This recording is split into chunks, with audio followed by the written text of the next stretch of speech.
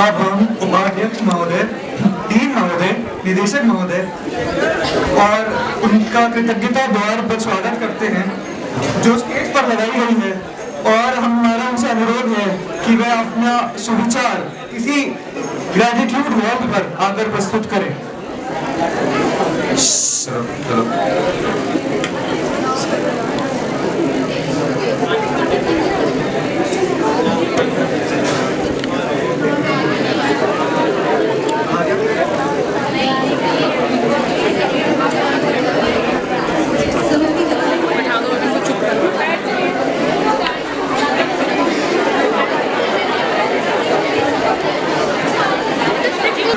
जिसे हम सब सीख ले सकते हैं।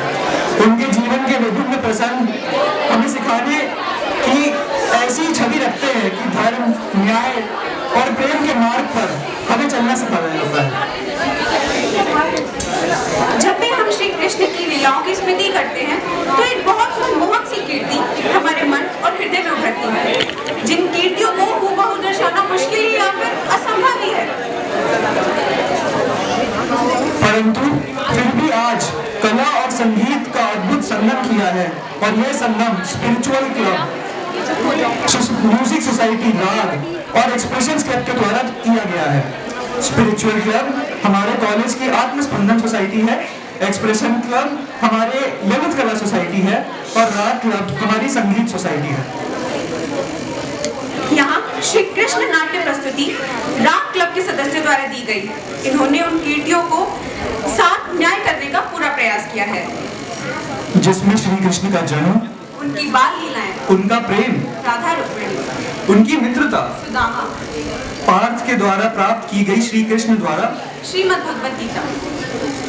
तो आइए जोरदार तालियों के साथ हम राग के सारे सदस्यों का स्वागत करते हैं।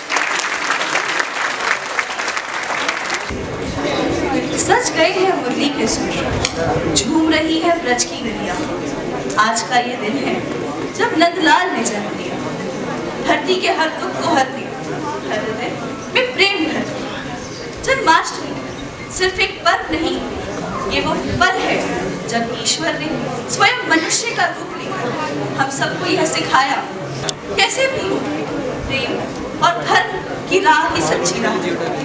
आइए इस कहानी की शुरुआत करें राधा और कृष्ण की उस प्यारी सी बातचीत से, जो हमें जीवन का सबसे बड़ा सच बताती है।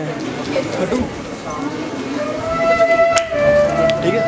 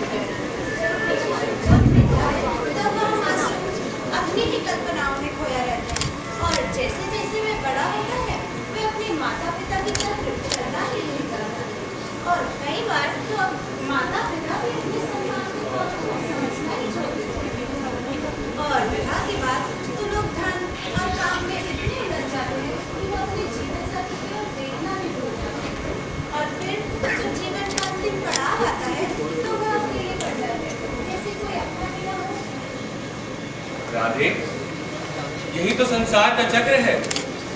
जन्म से लेकर मृत्यु तक हर इंसान बदलता है राधे।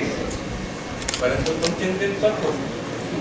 जब जब मेरे भक्तों को मेरी आवश्यकता पड़ी है, मैंने तब तक अवतार लिया है राधे। मैं तब तक उनकी सहायता करने आता हूँ। बस तुमको ये याद रखना चाहिए कि उनके मन में मैं वास करता हूँ। आओ राधे, मैं तुमको एक ऐसी लीला दिखाता हूँ जहाँ मैं अपने भक्तों की मदद करता हूँ। आओ आओ राधे। राधा के प्रश्न और कान्हा का उत्तर, यही तो जीवन की सच्चाई है। हर जन्म मासूमियत से शुरू होता है। एक नन्ही आत्मा जो दुनिया से अनजान होती है, बस सवालों और कल्पनाओं में खोई रहती है। पर समय अपनी चाल चलता है और मासूमियत के उस संसार में धीरे धीरे सीखने और समझने का पहला अध्याय खुलता है। आइए चले उस बगीचे में जहाँ एक माँ और उसका नन्हा बच्चा जीवन के पहले सवाल पूछ रहा है। माँ, जब मैं पेट में नहीं था तो मैं कहाँ था? क्या मैं तारे पे था या कृष्णा जी के पास? शायद तुम कृष्ण जी के पास थे और उन्होंने तुम्हें मेरे पास भेज दिया। क्यों माँ? और मुझसे हमने बात क्यों नहीं कर पाता? बेटा, कुछ बातें दिल में छुप जाती हैं, पर तुम याद रखती है। माँ, आपको कैसे पता मैं आपके अंदर था? मैं तो छुपा हुआ था ना? तुम छुपे नहीं थे, तुम तो मेरी सांसों में थे। तुम्हारा होना ही मेरे लिए पूरी सृष्टि बन गया था। मीरा आंखें बंद करती और तभी उसके मन में एक दिव्य आवाज गुनगुनाती है, श्री कृष्ण की। मीरा, तुम चिंतित क्यों हो मीरा? तुम्हारा अर्घ अर्जुन की तरह है। जैसे मैंने अर्जुन को ज्ञान दिया, वैसे तुम भी इस बालक को ज्ञान और प्रेम के रास्ते पर चलना सिखाना। ये शरीर तो बस एक वस्त्र है, आत्मा अनादि। हमारा पुत्र भी उसी अनंत यात्रा का एक हिस्सा है मीरा, स्मरण रहे। तुम्हारी बातों में भगवान का न्याय भूत्वा भवितावान भूत् अजो नियते शाश्वतोयम पुराणो ना हन्यते हन्यमाने शरीरे। पहले तो भगवान के पास उनके प्यार थे और तुमने मुझे अपना घर चुना। मतलब मैं अर्जुन के जैसा हूँ माँ? कृष्ण जी, आप मुझे भी समझा रहे हैं? हाँ मेरे अर्जुन।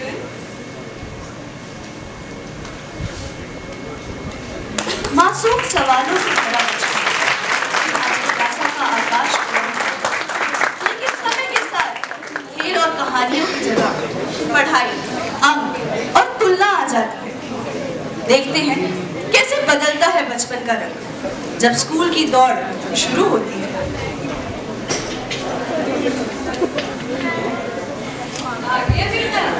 कैसा गया आज तो रिजल्ट आ गया माँ, रिजल्ट भी आ गया।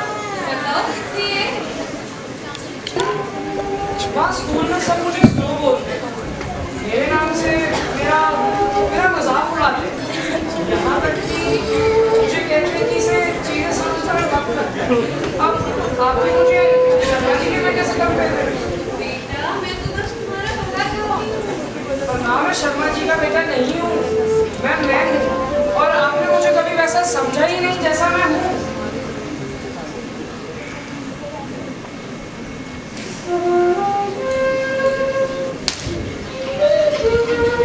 सखी, दुनिया अक्सर समझने में देरी कर देती है। पुत्र, तुम्हारा मनोबल ही तुम्हारा असली मित्र है। हरे राघवन आत्मना नात्मनम अवसादये आत्मैव आत्मनो बंधुर आत्मैव रिपुर आत्मन। तुम्हारी आत्मा ही तुम्हारा मित्र है पुत्र, और तुम्हारी आत्मा ही तुम्हारा सबसे बड़ा शत्रु बन सकती है। स्मरण रहे, अपने आप के मित्र तुम खुद हो। और जब तुम सफलता की सीढ़ियों पर चढ़ने लगोगे तो ना ही तुम्हें शर्मा जी का बेटा याद रहेगा, ना ही लोगों की बातें चुभेंगी तुम्हें। स्वयं स्मरण करना बात।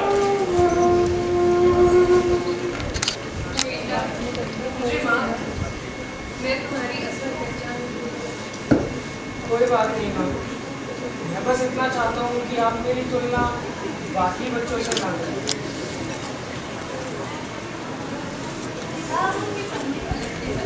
प्रभु, क्या मैं कभी सफल हो पाऊंगा? पाठ, जिस क्षण से तुम खुद से प्रेम करने लगोगे उसी क्षण से तुम सफल होना शुरू हो जाओगे। पाठ, किताबों के पन्ने पलटते हैं। एक दिन आता है जब मासूम बचपन किशोरावस्था में बदल जाता है। अब खेल और कहानियों की जगह अपने होने की तलाश शुरू हो जाती है। सवाल सिर्फ पढ़ाई का नहीं, पहचान और सपनों का है। दिल आजादी चाहता है, पर घर की परंपराएं और माता पिता की उम्मीदें भी साथ खड़ी हैं। और जब यह दोनों टकराते हैं तो कहानी किस मोड़ पर जाती है, देखिए अगले दृश्य। पापा, मुझे आपसे कुछ बात करनी है। हाँ सोहा, मेरे सारे दोस्त के पास नया फोन है, मुझे भी नया फोन चाहिए। सोहा, हर महीने तुम्हारी एक डिमांड आ जाती है। कौन सी डिमांड? आपने मुझे इंजीनियरिंग तो की, मैंने कुछ नहीं बोला। मुझे अपने डिसीजन खुद लेने दो। और करियर, हमने सब कुछ देखा है, लेकिन तुम्हें दुनिया की समझ ही किधर है? मुझे नहीं समझना, ये गलतियां करने दो, मैं उनसे सीख लूंगा। मुझे आपकी जरूरत नहीं है। बस बहुत हुआ सोहा, बहुत हुआ। मैं थक गया हूँ। ये तुम जानते नहीं हो, काहे को मेरी इज्जत करते हो, मेरी मजबूरी समझो। एक गहरे सन्नाटे में, उस अनकहे पल के बीच एक दिव्य प्रकाश सा महसूस होता है, मानो दिल के भीतर से कोई पुकार रहा हो।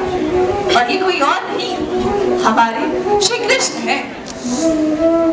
ये बात अपनी इच्छाओं के पीछे भागने से पहले तुम्हें याद रहना चाहिए कि तुम अपने कर्मों के दिए हो। तुम्हारा विकास तुम्हारे अपने संकल्प से है, ना ही तुम्हारी आजादी से, ना ही तुम्हारे खून से। और आप पिता हैं, आपका समर्पण अमूल्य है, परंतु पुत्र के सपनों को समझना भी उतना ही आवश्यक है जितना उसके भविष्य की चिंता। स्मरण रहे, आप दोनों पिता पुत्र हैं। आप दोनों का रिश्ता संसार में सबसे सर्वश्रेष्ठ माना जाता है। प्रेम से रहिएगा।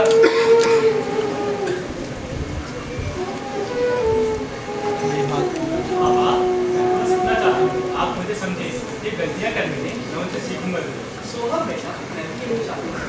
लगातार ना समझ, मैं चाहता हूँ ऐसा है तो बस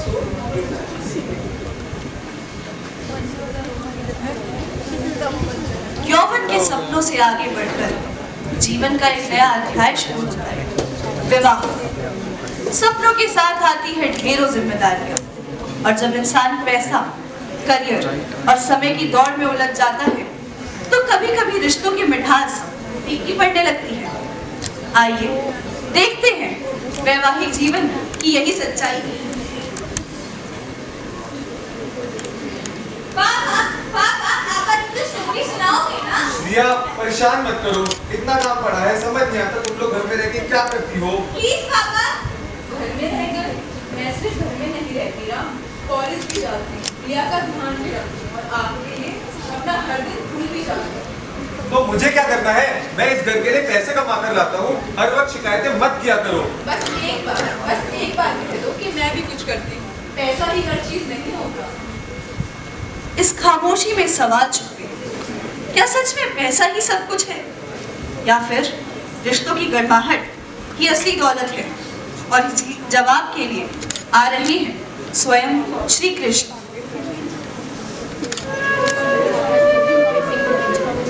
समतम योग्य उच्चते अर्थात संतुलन। जितना तुम्हारा काम जरूरी है उतना ही तुम्हारा परिवार है। संतुलन का अर्थ है प्रेम से सब काम करना।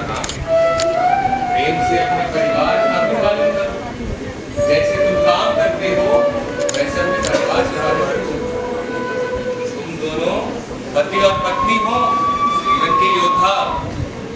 जीवन की चुनौतियों से लड़ो, ना ही खुद से। स्मरण रहे ना।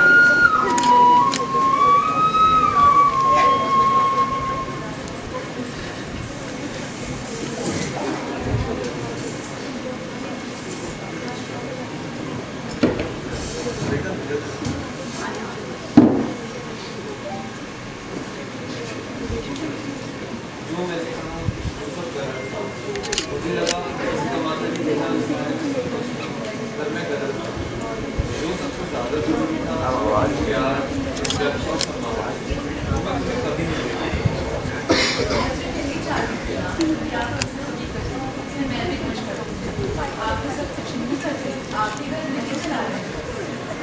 सब कुछ करती हो पूरा, और मैं एक अच्छा पति और एक अच्छा पिता बनने के बजाय एक अकाउंटेंट बन गया।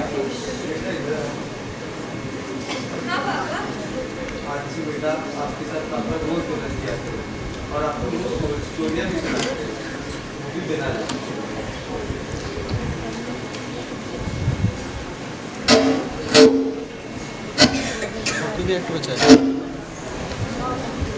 समय गुजरता है, बच्चे बड़े होकर अपनी दुनिया में चले जाते हैं।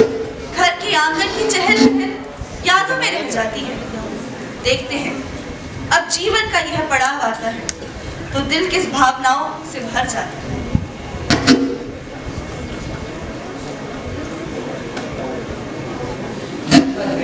बेटे ने अभी तक नहीं किया था।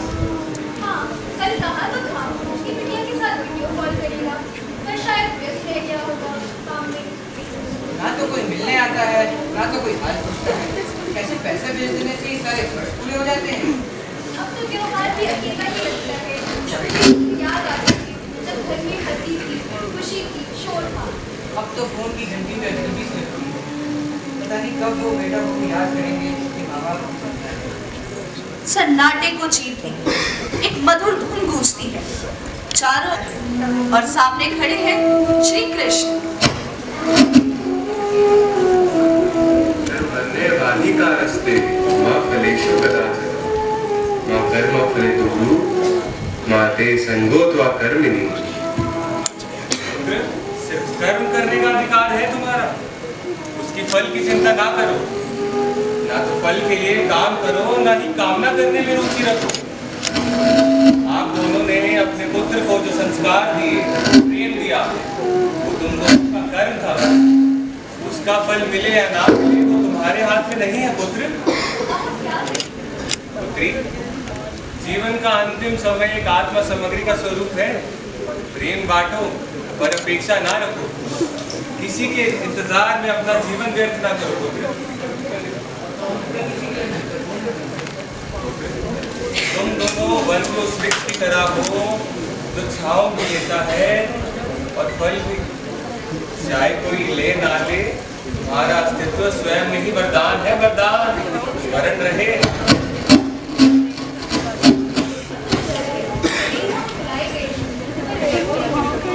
हाँ, चलो चाय बनाते हैं।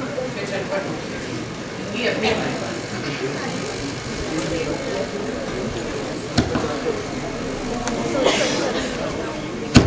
और फिर साथ ही बीच रुक जाते हैं, कदम धीमे हो जाते हैं और कमरे की खामोशी में सिर्फ एक ही आवाज सुनाई देती है, घड़ी की टिक टिक। अकेलेपन में एक डर बार बार बसता है, मौत का डर। मन सवाल करता है, क्या यही अंत है? क्या जीवन की सारी कहानियां यही थम जाती है, या इसके पार भी कोई सच्चाई है, कोई और यात्रा है? आइए देखते हैं जीवन के इस अंतिम दृश्य।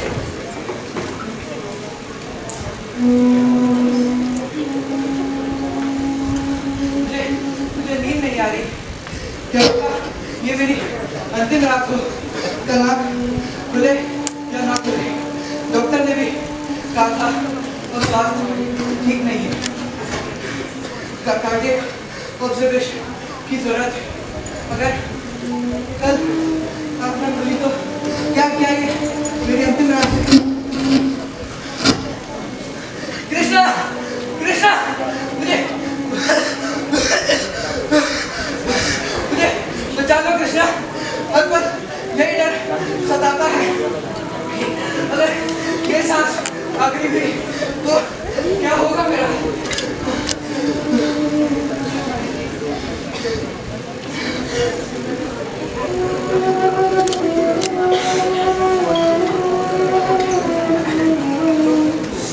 पुत्र,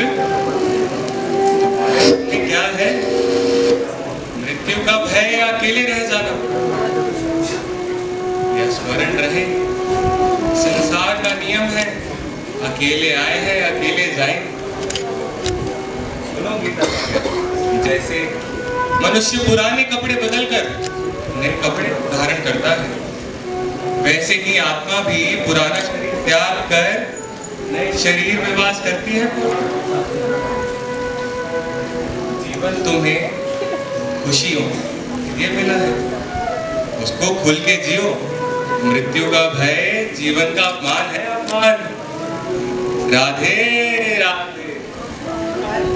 आज जीवन में पहली बार लग रहा है कि उससे भागना नहीं है, उसे गले लगाना है। और जब वक्त आए तो उसे गले लगाकर मृत्यु से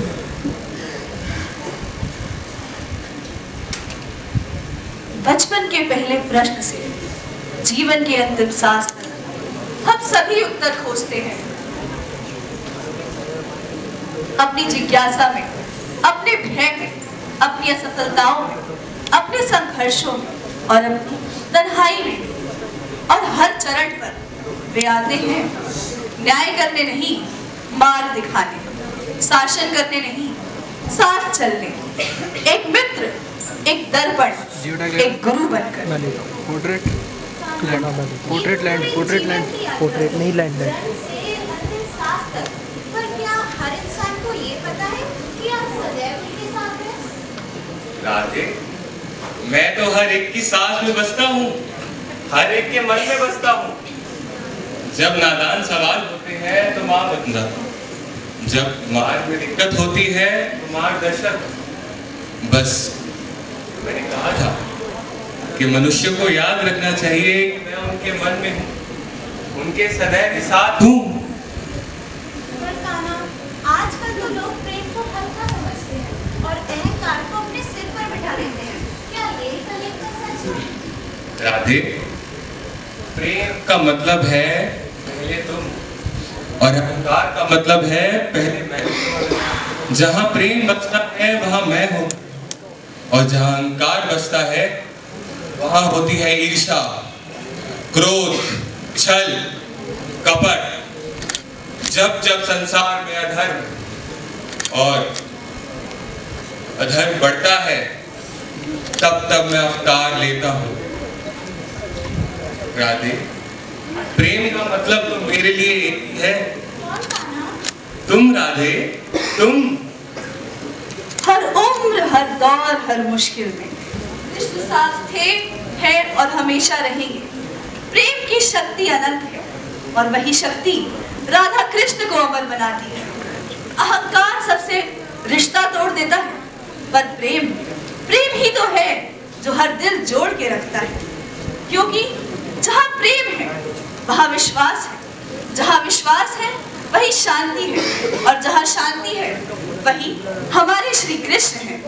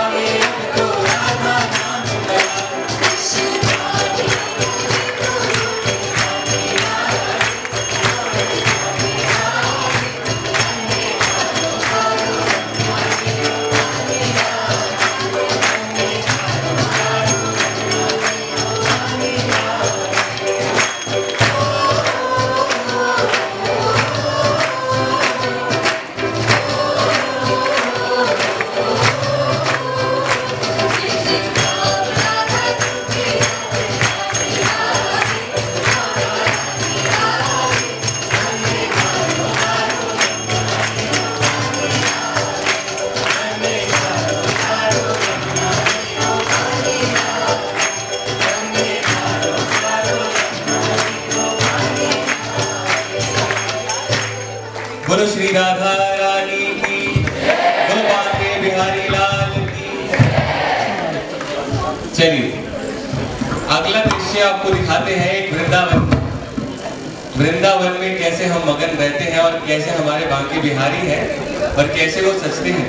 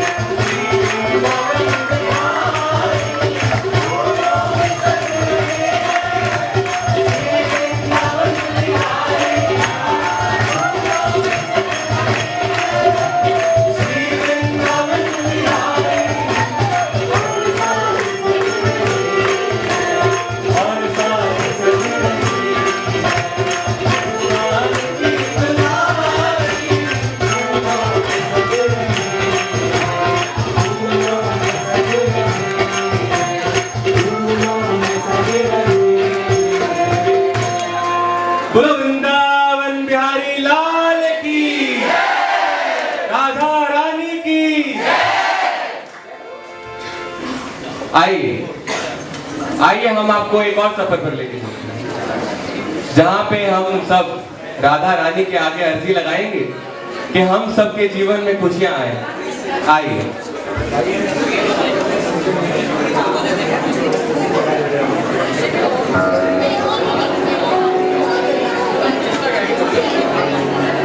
जिथे गुंजन हो श्री राधे रानी उथे कृष्ण स्वयं चले आते श्री राधे के शुभ चरण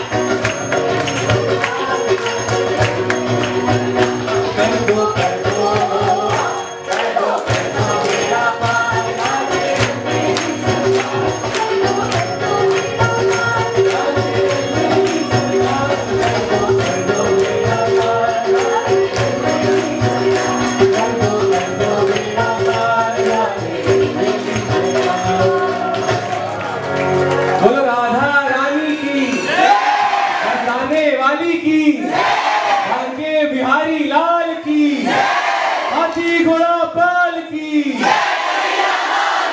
हाथी घोड़ा पाल की। तो आइए एक और भजन की आहुति हम यहाँ देते हैं।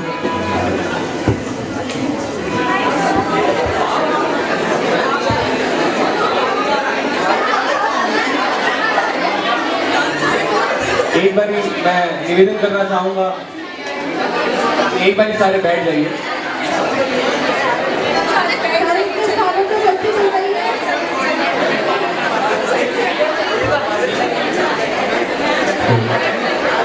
सबसे बड़ी निवेदन है प्लीज अपने स्थानों पर आ जाइए।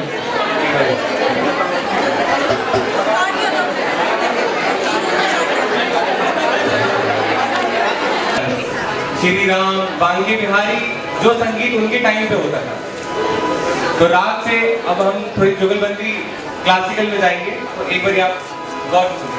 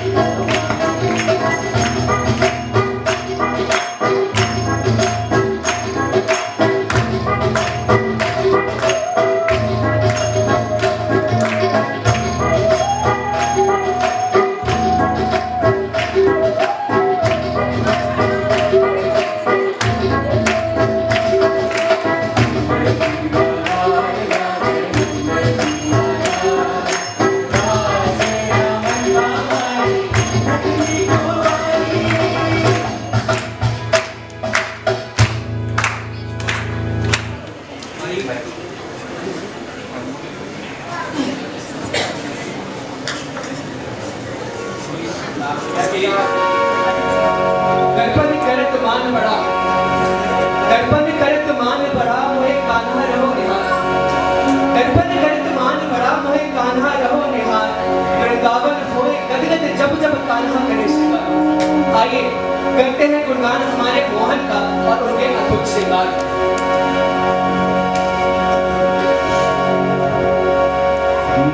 मेरे बांके बिहारी बिहारी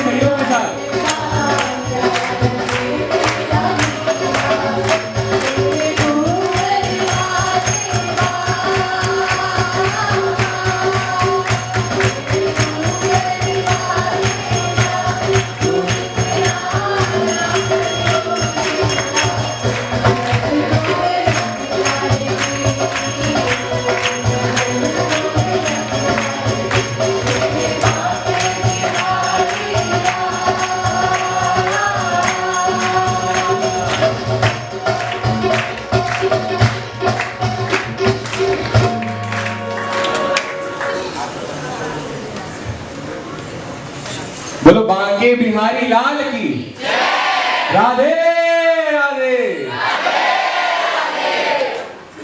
कंप्लीट मैन इस धरती पर सिर्फ एक ही हुआ कि आज भी भारत की हर माँ अपने बच्चे को कहती है हाय मोरा कन्हैया।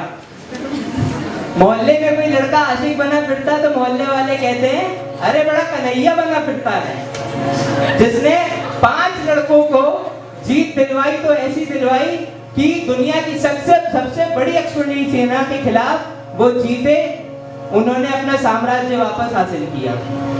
श्री कृष्णाय वासुदेवाय हरे परमात्मने प्रणतः क्लेश नाशाय गोविंदाय नमो नमः।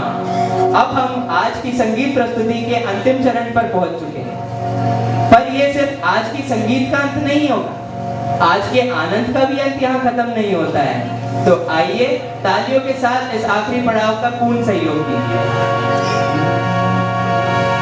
देवकी नंदन तुमको वंदन रखते सबकी राह, सबके स्वामी अंतर्यामी पूर्ण कीजिएगा। देवकी नंदन तुमको वंदन रखते सबकी राह, सबके स्वामी अंतर्यामी पूर्ण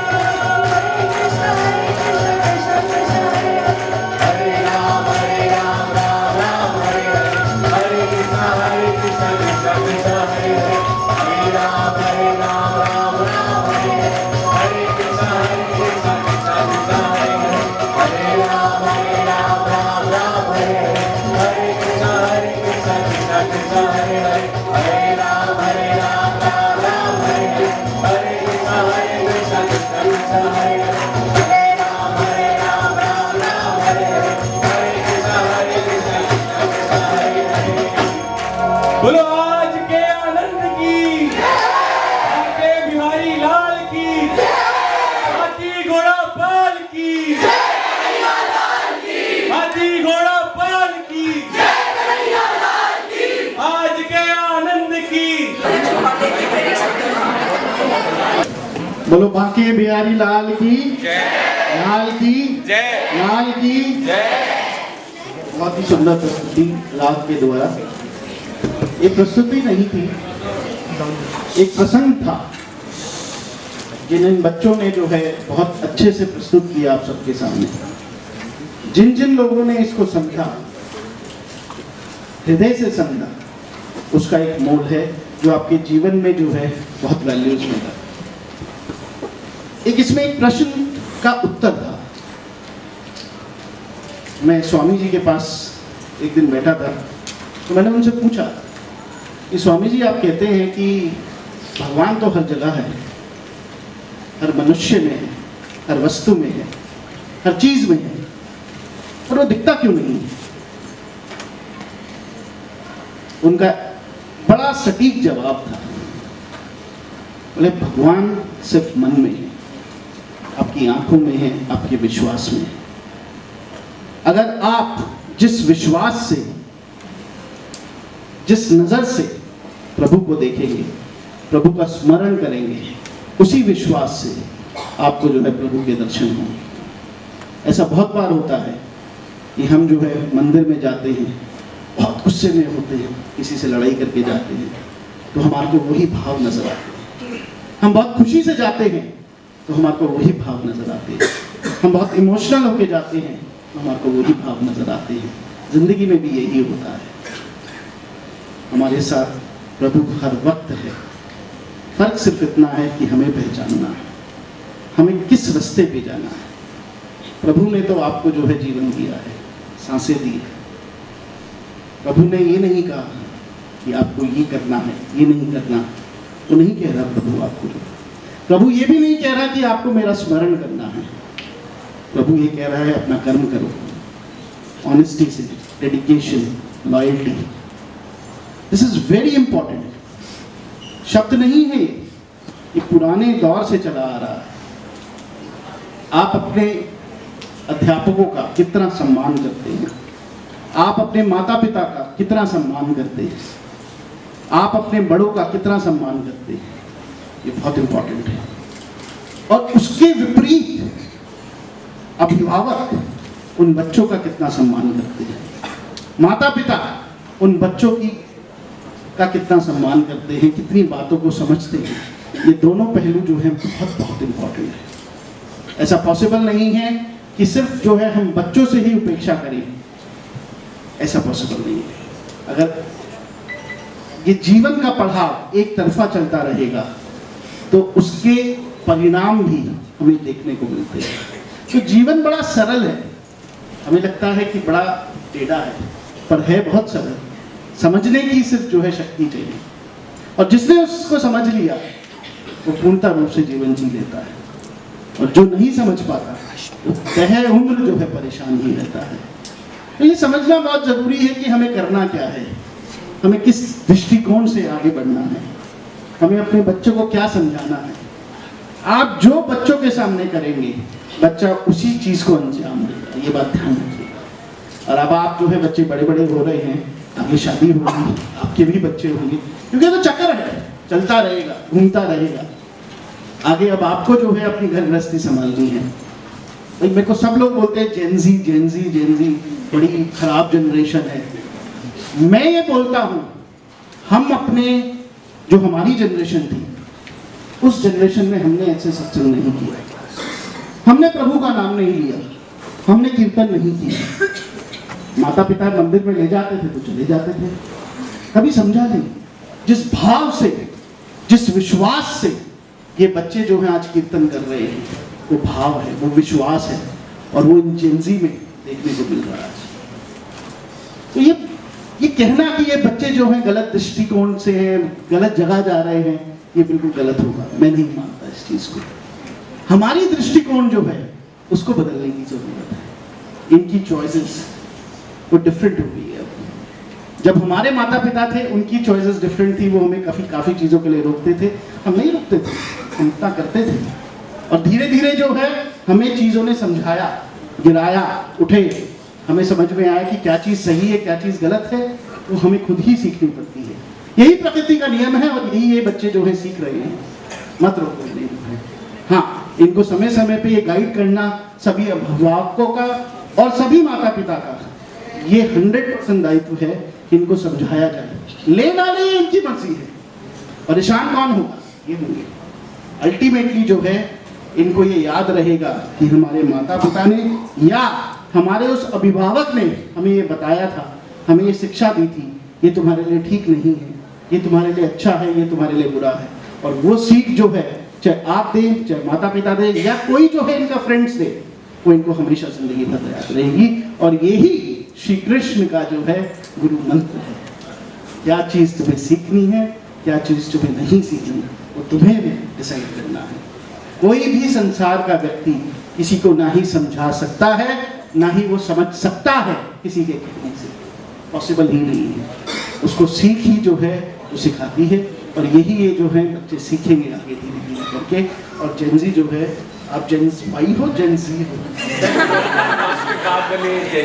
आप अल्फा बीटा तो नहीं आ गया? अभी अल्फा बीटा नहीं आया, अभी इसी तक। अभी इसके बाद अल्फा आएगा, बीटा आएगा, गामा आएगा। अच्छा, हाँ। देखो भाई, कितनी अच्छी बात करी कि हम लोग जो है श्री कृष्ण की तरफ चल रहे हैं। कहते हैं कलयुग है, कलयुग है, कलयुग है। मैं बोल रहा हूं कि हम जो है सतयुग की तरफ बढ़ रहे हैं। हम सभी लोग सतयुग की तरफ बढ़ रहे हैं। इस जनरेशन का जो आज की डेट में हिंदुत्व का और या प्रभु की तरफ जो जिस तरह से हम लोग लीन हो रहे हैं, जिस तरह से हम लोग भजन कर रहे हैं, हमें अच्छा लगता है, हमें भजन सुनना अच्छा लगता है, इन बच्चों को भजन सुनना अच्छा लगता है। तो ये बड़ा क्लियर इंडिकेशन है कि हम लोग जो है जनरेशन आगे बढ़ रही है। चॉइसेस डिफरेंट हो सकती है, चॉइसेस कुछ और हो सकती है। सबको जो है मस्ती करने का जो है मौका मिलना चाहिए। आपको भी मिला था, इनको भी मिलना चाहिए। और उस पर हम ये दृष्टिकोण नहीं बना सकते कि ये जो है जनरेशन खराब है, ये कहना गलत है। तो इसी वाणी से मैं आज आपको जो है जन्माष्टमी की बहुत बहुत शुभकामनाएं देता हूँ। भगवान श्री कृष्ण जो है आपके मन में, आपके हृदय में हमेशा वास करे। आप अच्छे काम करें, कोई भी बुरे काम की तरफ ना अग्रसर हो, और अगर अग्रसर हो भी रहे हैं तो श्री कृष्ण जी जो है आपको रोक ले। और रोकेंगे कैसे? जो दिल की गहराई में एक छोटी सी आवाज आती है, ये ठीक नहीं है, अगर उसको पकड़ लोगे, उसको समझ लोगे, वही सत्य है, वही पहचानना सत्य है, और वही जो है आपको आगे बढ़ाएगा। वो एक छोटी सी आपको हिच आती है कि नहीं, ये नहीं करना चाहिए, उसको मान लेना। यही आज का गुरु मंत्र है आपके लिए। राधे राधे।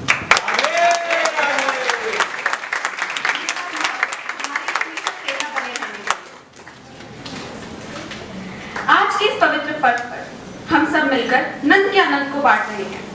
प्रसाद केवल रस और स्वाद का नाम नहीं, यह तो भावनिक दया का प्रत्यक्ष है। जैसे वृंदावन की गलियों में माखन की मटकियां टूट टूट कर कान्हा के मुख तक पहुंचती थी, यह प्रसाद भी आज आपके हृदय में प्रेम ले आएगा। अरे अरे वृंदावन की बांसुरी वाले, प्रेम बरसाए हर पल प्यारे।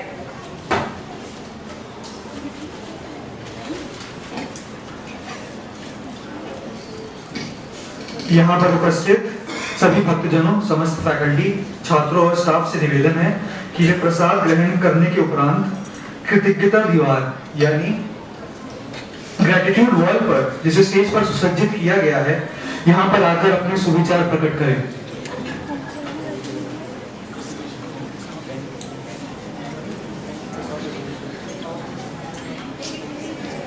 प्रिय भक्तों, आज के पावन जन्माष्टमी उत्सव के समापन पर हम आप सभी का तहे दिल से धन्यवाद करते हैं। हम हमारे मुख्य अतिथि माननीय उपाध्यक्ष और डायरेक्टर नाम का भी तहे दिल से धन्यवाद करते हैं। स्पेशली राग और स्पिरिचुअल क्लब के समन्वयक प्राची मैम, मंजू मैम एवं अर्पिता मैम का बहुत बहुत धन्यवाद करते हैं हमें ऐसा मार्गदर्शन देने के लिए। और हम उन सभी भक्तजनों का भी धन्यवाद करते हैं जिन्होंने इस आयोजन में अपना महत्वपूर्ण योगदान दिया। विशेष रूप से संगीत सोसाइटी राग के अभिभावक श्री मानवदान, तरनजीत सिंह और हितांशी चौहान, इन तीनों का और समस्त और अभिभावकों का इस कार्यक्रम में योगदान